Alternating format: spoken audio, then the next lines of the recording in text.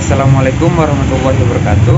Perkenalkan, kami dari kelompok 5 yang beranggotakan 5 orang. Yang pertama yaitu saya sendiri, Iksan, dengan nomor BP 2010 25 2010. Saya Cynthia Cahyaningrum, BP 20 10 25 20 15.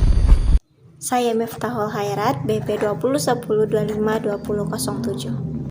Perkenalkan, saya Dea Septiani Ayuning Tias, BP 20 10 25 20 12. Baiklah, saya Rati Wulandari dengan BP 20 10 25 20 11. Pada kali ini, kami dari kelompok 5 akan menjelaskan tentang bioekologi bakteri patogen Agrobacterium tumefaciens pada tanaman bunga ros. Baiklah, yang pertama adalah apa itu tanaman mawar. Mawar adalah suatu jenis tanaman semak dari genus Rosa, sekaligus nama bunga yang dihasilkan dari tanaman ini. Mawar liar terdiri dari 100 spesies lebih. Kebanyakan tumbuh di belahan bumi utara dan berudara sejuk. Berikut gambarnya dapat kita lihat pada slide. Pengendalian hama terpadu atau PHT tanaman mawar yaitu untuk melakukan pengendalian dan mengenai organisme pengganggu tanaman yang menyerang, gejala, cara penyebaran, dan faktor-faktor perkembangan organisme pengganggu tanaman. Di mana salah satu penyakit utama yang sering menyerang tanaman mawar adalah ground gall. Untuk gambar penyakit ground gall dapat kita lihat pada slide. Ketika pertama kali memulai, gauss baru berwarna hijau muda menjadi putih dan jaringan lunak. Seiring bertambahnya usia, mereka menjadi lebih gelap dan mengambil tekstur berkayu. Bakteri ini paling aktif selama bulan-bulan musim panas, masuk melalui luka yang mungkin alami atau disebabkan oleh pemangkasan, mengunyah serangga, mencangkok, atau berkultivasi. Gauss dari infeksi pertama dapat terlihat di mana saja dari seminggu hingga beberapa bulan setelah infeksi. Oke, untuk materi berikutnya yaitu mengenal bakteri Agrobacterium. Agrobacterium dikenal sebagai bakteri saprofit tanah dan hidup di sekitar rhizosfer.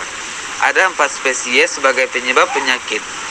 Yang pertama tumor crown gall atau Agrobacterium tumefaciens, kemudian hairy root oleh Agrobacterium rhizogenes, kemudian cane gall oleh Agrobacterium ruby, dan tumor dan nekrosis oleh Agrobacterium vitis. Spesies virulen mampu menginfeksi ratusan spesies tanaman, terutama kelompok dikotil, berkayu, dan herbaceous, meskipun ada beberapa monokotil juga. Bakteri Agrobacterium tumefaciens pertama kali dipelajari tahun 1853 sebagai penyakit neoplastik.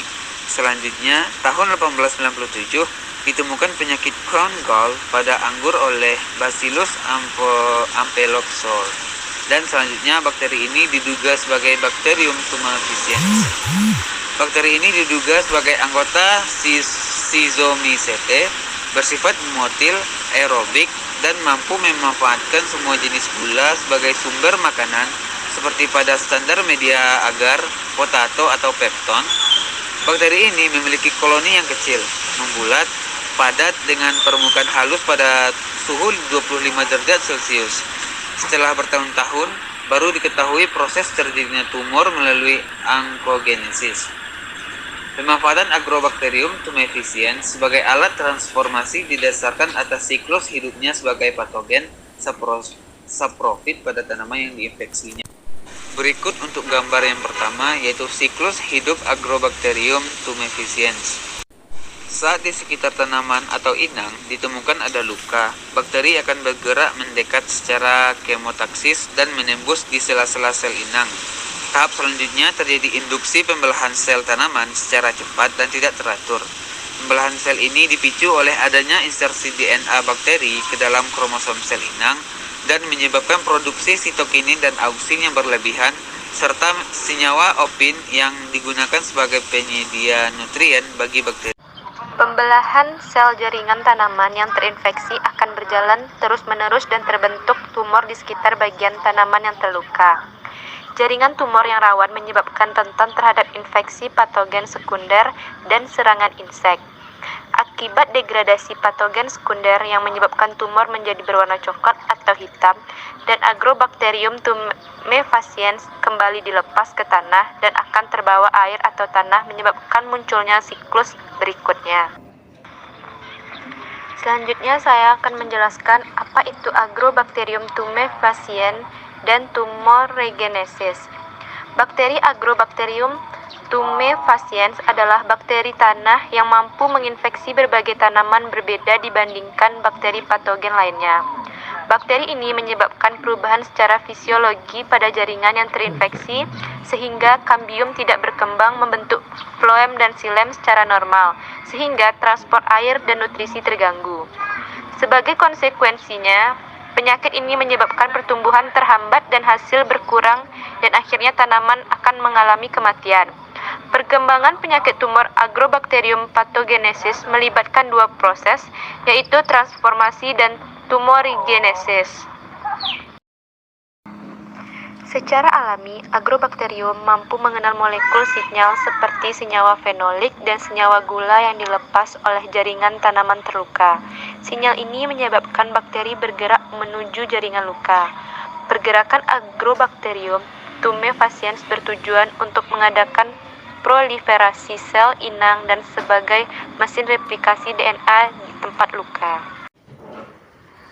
Pembentukan tumor pada tempat luka terjadi setelah beberapa hari dan terjadinya integrasi tDNA ke dalam genom tanaman yang membawa dua set gen, yaitu gen onkogenik primer dan gen onkogenik sekunder, di mana gen ini mengkode enzim dalam sintesis zat pengatur tumbuh auksin dan sitokinin tanaman.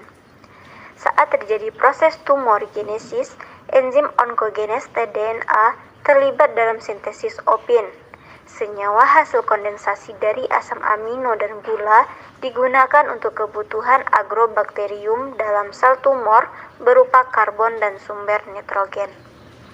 Nah, inilah gambar dari rekayasa genetika di mana bakteri Agrobacterium tumefaciens menginduksi tanaman inangnya dan menyebabkan penyakit Crohn Gall. Yang selanjutnya itu adalah sinyal senyawa tanaman dan induksi operon Vir. Nah, gambar ini adalah interaksi Agrobacterium terhadap tanaman, yaitu melalui sinyal luka. Beberapa gen di daerah Vir pada T plasmid terlibat dalam proses terjadi transfer fragmen tDNA sebagai operon atau gen, yaitu Vir A, Vir B, Vir C, Vir D, Vir E, dan Vir G, serta dua operon yang kurang penting yaitu Vir F dan Vir H, yang mengkode sekitar 25 protein terekspresi oleh adanya sinyal senyawa fenolik dari inang dan terkombinasi oleh monosakarida dengan pH asam 5-5,8.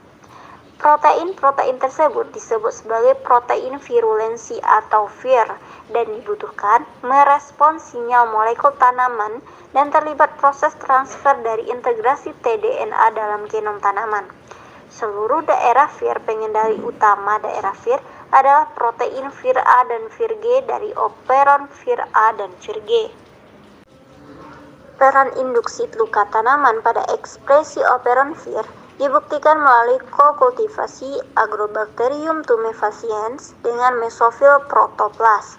Penelitian yang dilakukan menggunakan sel atau akar tembakau membuktikan bahwa ekspresi operon Vir dipengaruhi oleh adanya senyawa fenolik sejenis asetosiringon dan hidroksiasetosiringon yang terlibat dalam pembentukan lignin dalam polimer dinding sel tanaman. Peneliti lain menunjukkan adanya senyawa lain terlibat dalam tahap ini, seperti adanya monosakarida aldose, fosfat rendah, dan kondisi pH rendah. Pengendalian. Informasi yang diperoleh dari Direktorat Perlindungan Hortikultura menyebutkan bahwa pengelolaan penyakit tumor pada tanaman mawar hendaknya dilakukan dengan pendekatan secara terpadu yang dilaksanakan sejak fase pembenihan melalui tindakan pencegahan atau preemptif dan tindakan pengendalian atau responsif. Pengendalian preemptif diantaranya dengan pemilihan benih tanaman yang sehat, dalam arti berasal dari tanaman induk yang sehat dan bebas dari penyakit tumor. Jika memang ada, sebaiknya gunakan varietas yang tahan terhadap serangan penyakit tumor. Untuk meningkatkan ketahanan tanaman bisa dilakukan aplikasi bahan organik atau pupuk hayati, di samping pupuk anorganik atau pupuk kimia yang biasa diberikan. Lingkungan tanaman usahakan selalu bersih untuk menghindari adanya sumber serangan dari inang lain. Bila dijumpai tanaman yang terserang, sebaiknya segera dimusnahkan untuk mencegah terjadinya penularan ke tanaman mawar lainnya. Sebagaimana tahapan dalam sistem pengendalian hama terpadu atau PHT, dapat dilakukan aplikasi agens hayati, yaitu Trichoderma sp dan Penicillus polyxma, Pseudomonas fluorescens dan Bacillus subtilis pada tanah dan permukaan tanaman untuk mengurangi infeksi baru pada tanaman. Dan yang tak kalah penting, ibu perlu rajin melakukan pengamatan rutin untuk mengetahui dengan lebih dini jika terjadi serangan tumor. Sedangkan pengendalian responsif secara garis besar dilakukan melalui kegiatan kultur teknis, secara fisik atau mekanis, biologi. Pengendalian secara mekanis antara lain dengan memotong bagian tanaman yang terserang atau menunjukkan gejala penyakit. Pengendalian secara kimia bisa dilakukan dengan pengaplikasian pestisida yang sudah terdaftar dan diizinkan oleh Menteri Pertanian. Misalnya, aplikasi pestisida berbahan aktif Tridemorph. Demikianlah presentasi dari kelompok 5. Mohon maaf bila ada kesalahan dan terima kasih.